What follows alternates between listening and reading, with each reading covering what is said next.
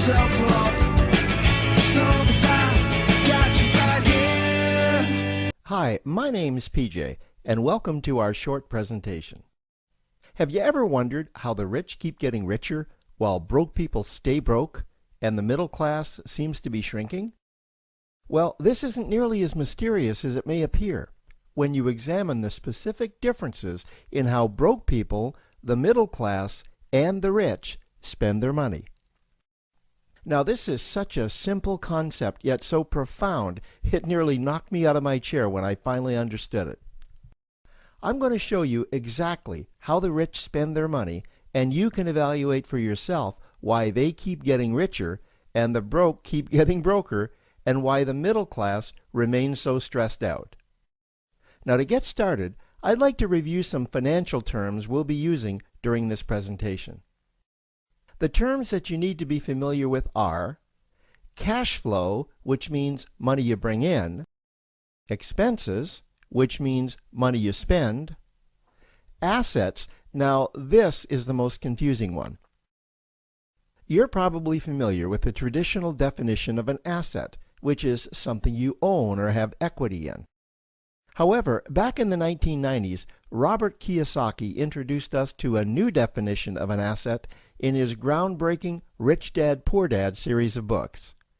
Robert taught us that an asset is something that pays you, and that's the definition we'll be using here. Liabilities is the last term, and it's defined as things that cost you money. As an example, a house is typically viewed as an asset, but can it actually be a liability? Yes, with our revised definition, anything that costs you money is a liability, not an asset.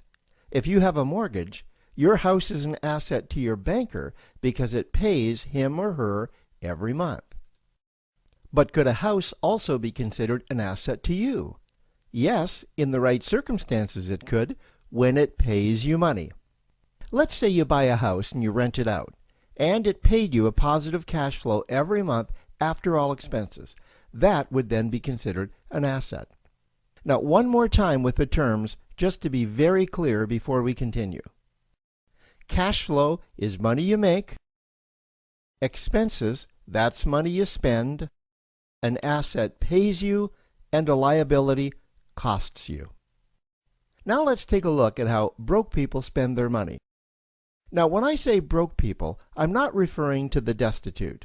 I'm speaking about that large portion of our society that lives from paycheck to paycheck and who never seem to have any money. In fact, most times there's more month left at the end of their money, and I'm sure many of you can relate to that group. On payday, broke people buy what I'm going to call stuff. Well, what's stuff? Well, that's inexpensive things that people buy that they don't really need to survive. You go into someone's house and you can't find any counter or tabletop space in the whole house because of all the stuff on it. Their house and their cars are full and cluttered with stuff. Well, where do they get all this stuff?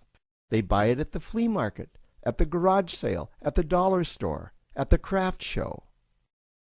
So cash flow comes in, and then it goes straight out the expense column to buy stuff. You see, broke people never really educate themselves on assets and liabilities. They justify buying all of this stuff by claiming that it costs so little. But over the years, it's all they ever have. The problem is their cash flow never produced or created more cash flow. Now, please understand, I'm not undermining or taking any shots at this or any group. I just see a lot of financial difficulty out there, and it really doesn't need to be that way. Creating wealth isn't a mystery, it's a formula. The only reason someone doesn't create wealth is because they either don't know the formula or they don't apply the formula. Now let's take a look at the middle class.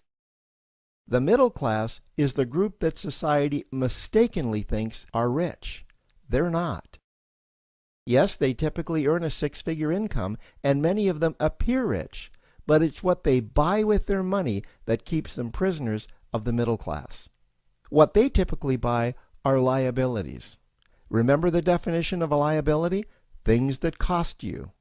By buying liabilities, the money gets pushed up and out their expense column.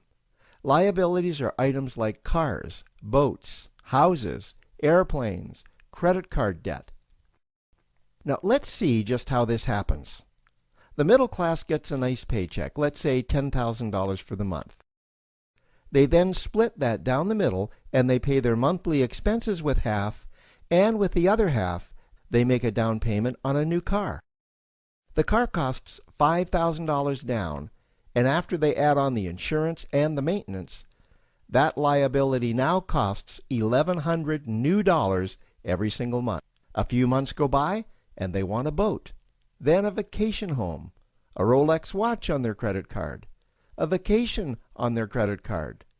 And before you know it, their liabilities have raised their expense levels to near or above their income levels. They actually spend equal to or more than they make, meaning that they have to go to work and make a certain amount of money every single month just to cover their liabilities. The other important issue with both broke people and the middle class is that normally all of their cash flow is dependent on their own effort, meaning that they've educated themselves to exchange their knowledge and expertise for someone's money. Also, the money they earn is usually the highest taxed form of income. Here's an example. An attorney is knowledgeable about law, so people pay him or her in exchange for that knowledge on an hourly basis. The problem here is that if the attorney isn't sharing that knowledge with a client, then the attorney isn't making any money. This causes lots of stress and anxiety in their lives, and if you ever ask them to take an afternoon off to play golf with you, well, they very rarely can because of how much money it'll cost them to take that time off. On the surface, life's pretty good. The reality is that it's a roller coaster ride. That's the middle class. Now, I know this group very well because for a great deal of my adult life, that was me. Now let's take a look at how the rich people spend their money. Rich people acquire assets. Again, an asset is something that pays you. If you want to become rich, buy assets that earn you more money. The money cycle looks like this. Acquire assets that produce cash flow, invest the profits to acquire more assets that produce more cash flow, invest those profits to acquire more assets that produce more cash flow.